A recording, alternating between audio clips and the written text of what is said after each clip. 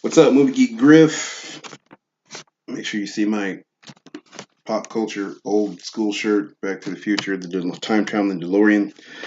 Just so you know my bona fides. Like I said in the last video that I did for Ken, I've been gone for a while. This is kind of like a recap. Been gone for a while. It won't take as long as last time. Um, because this crappy laptop, crappy camera. Tried to get a webcam. Tried to load the drivers. Didn't load the drivers. Laptop's crappy, and I will be forever stuck with, not forever, but I will be stuck with this camera with the crappy grainy footage. As will you if you watch my reviews. I'm sorry until I get a new laptop with a better camera. As I was saying, a trusted advisor of mine gave me some hints and tips and guides and advice. And I went over this in the last video, but I like going over it again just in case, I don't know, you don't watch them in succession, but you probably will. I don't know.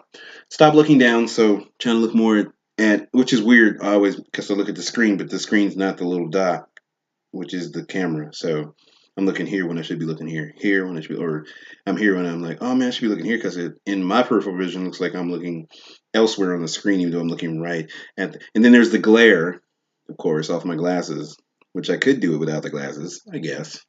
Yeah, because I'm not like looking at anything really, sort of, except my notes right there that the person wrote. Have a conversation. I try to have a conversation with you, down home and folksy.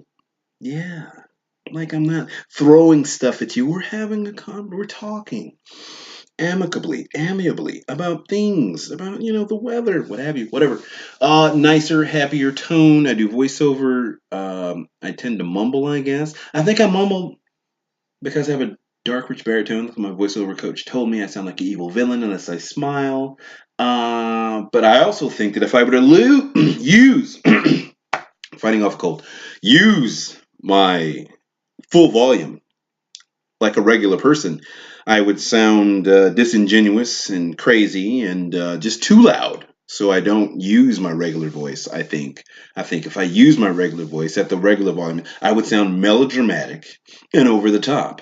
So I don't do that. So I kind of talk like this maybe. See, I wasn't looking at the camera then when I was doing all that. But I do that. But I still know you're there and you know I'm here. But anyway, talk only about the movie. I can't do that. To the point, can't do that. I'm tangent man. I have a scatterbrain and I go back and forth, switch tracks on everything. So sorry. Smile.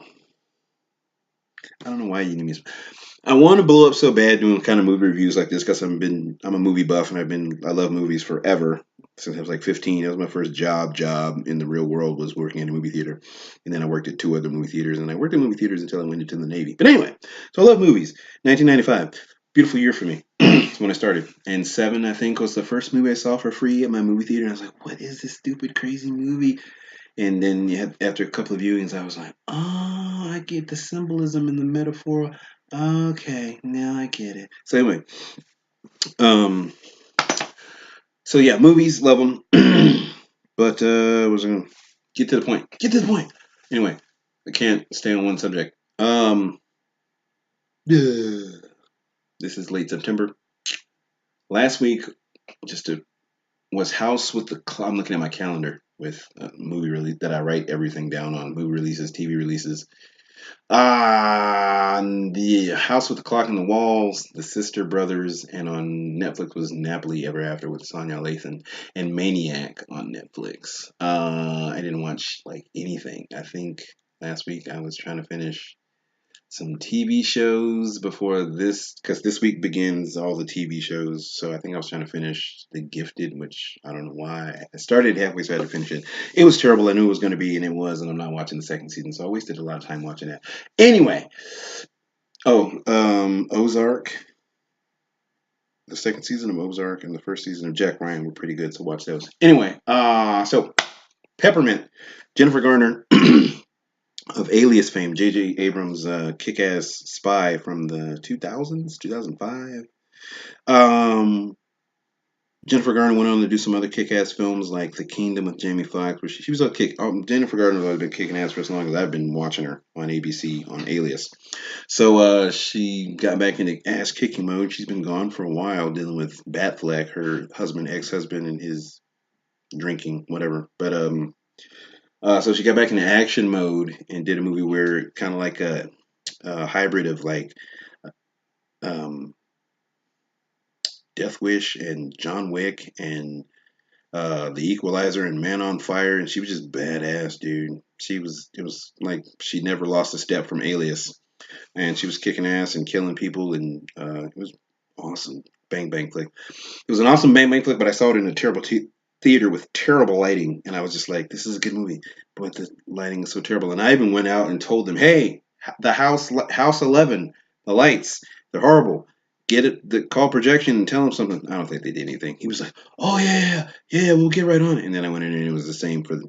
Kind of, it got better like maybe twice, and I was like, I was telling my wife, I was like, "See, that's good," and she didn't notice, but I was like, "See how it brightened up? The screen brightened up for a moment there. That's the way it's supposed to look." But then it went back to dark, and it looked horrible, like I was watching the movie underwater. So I couldn't fully enjoy it. So I know I'll be watching that again.